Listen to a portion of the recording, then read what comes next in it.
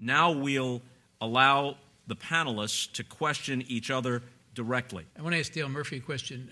Andy Pettit, the Yankee pitcher who recently was named in the Mitchell report, and he admitted to using growth hormone. And he said the reason I used it was because I had injuries, and my doctor said my injuries could heal faster, which is true. That's the way these things work. They let you to repair injuries faster so you can train harder and get back on the field.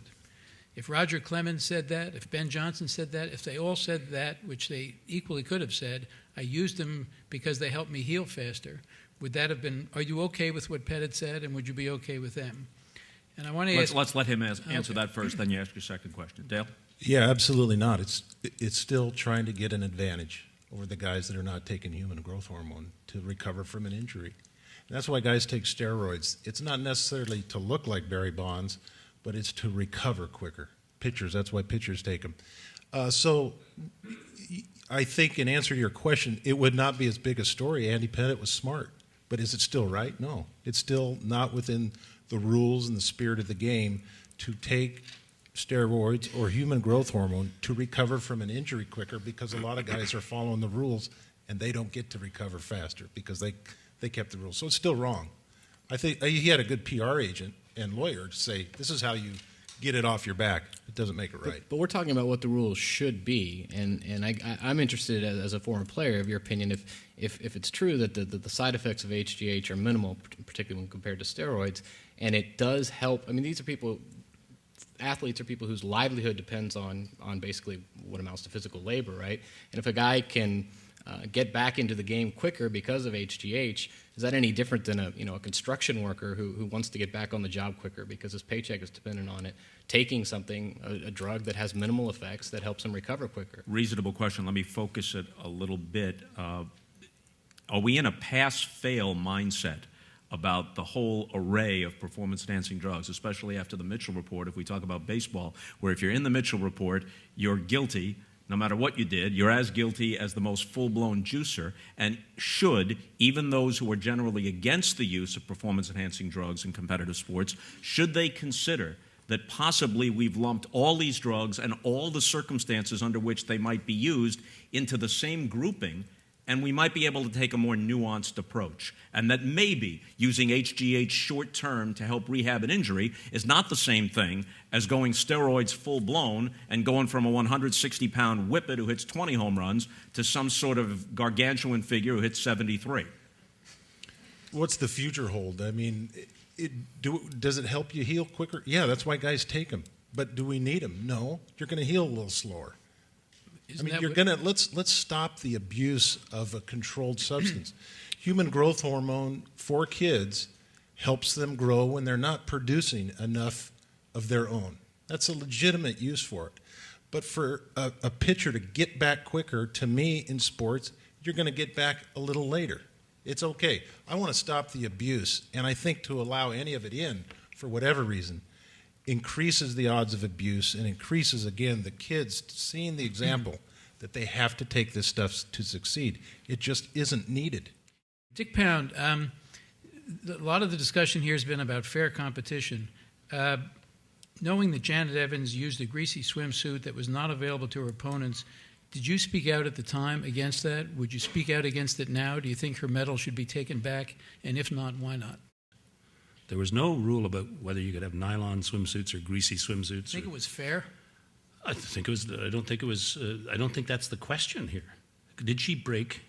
What if she practiced harder?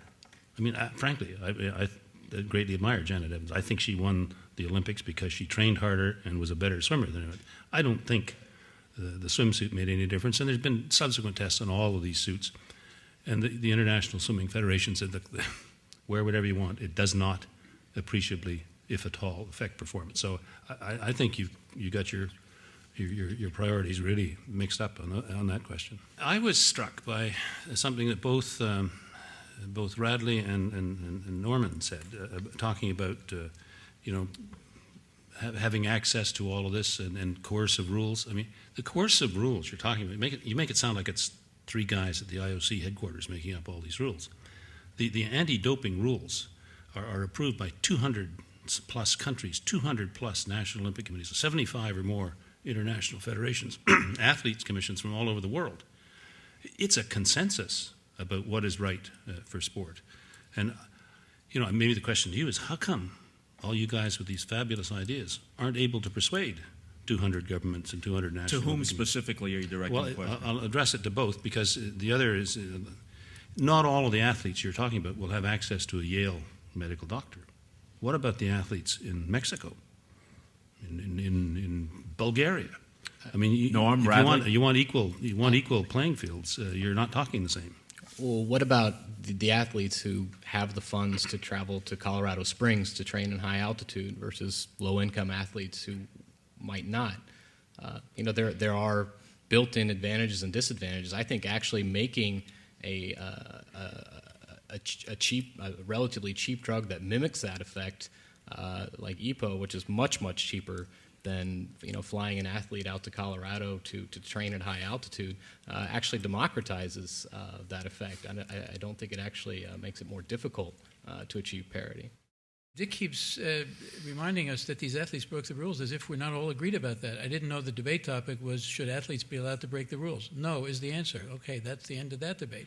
The question is, why the rules are there? Why do we have a rule that prohibits a doctor from prescribing a drug that helps you heal that has no side effects? Where did that come from? I haven't heard an answer to that yet.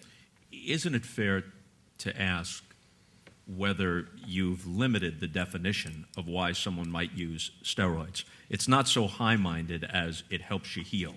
Many of the people who undertook taking steroids had no problems. Their only problem was they wanted to run faster, grow bigger, hit more home runs. So there's no medical indication for that. It's performance-enhancing. That's why we call them performance-enhancing drugs. Yeah, all athletes want to get back out there and work out and get back on the field as soon as possible. You make it sound like they're all on the disabled list. Many of them were quite good to begin with. Then they went from good to superhuman by using performance-enhancing drugs. Yeah, what it enables them to do is to train harder and to recover from injury quicker, and that's why they get better. Yeah. I'll tell you what, I had an experience with medical ethicists a few years ago, and I posed a question after the panel. I said, listen, let's say I'm a track and field athlete. Call me Ben, just not a real name. And I come to you and I say, listen, I would like to win the Olympics in Seoul. I can't do this unless I use anabolic steroids. There's nothing therapeutic about this. And I have to tell you that it's totally contrary to the rules of the sport under which I compete. Would you prescribe the anabolic steroids? And the entire panel of medical ethicists said, of course. And I said, what? And they said, yeah. I said, on what basis? They said, the autonomy of the patient. Sounds like Radley. For the fifth time, I don't think we should break rules, and I don't think doctors or ethicists should encourage people to break rules. But if an athlete came, well, I've said it, if Ben Johnson, if somebody named Ben came to me and said, I've got an injury, do you know anything that'll help it heal, and it's riskless, and there's no rule against it, I'd say I can't think of any reason not to prescribe it. And what if the person came to you and they didn't want to make up a story, as they might have to, and they said, I have no injury, and I train like a demon, but I'd like to have benefits on top of that. Would you prescribe the steroids for them? Well, first of all, I'm not in sports medicine for a reason, so I'm not into prescribing it. But that athlete would misunderstand it if he thought the reason that stops athletes from working out, the thing that why you can't lift weights 8 hours a day or 5 days a week is because you're suffering recurrent injury. They may not understand that. All they know is that they're sore and they can't work out, and that limits their ability to improve their performance. So you believe the sole benefit of steroid use, we're not talking about HGH, we're talking about gross steroid use, is simply the ability to work out harder and recover from injury, that in and of themselves, they do not, on top of that, enhance performance and allow you to do something which you could not do if for some reason you could work out that hard without steroids. Bob, if you and I started taking steroids now, we're not going to look like Dale Murphy anytime Of course soon, not. Or Barry Bonds. You can't win the Indy 500 in a Honda either. But if you have two Indy cars and one gets auto fuel and the other gets rocket fuel, you might have a different outcome. As best we know, the main way they work is by enabling you to work out harder. Steroids without working out are not going to really change anything very much. They do increase your aggressiveness, which also helps you to work out harder, so they have a psychological effect. But I think it's all tied to working out.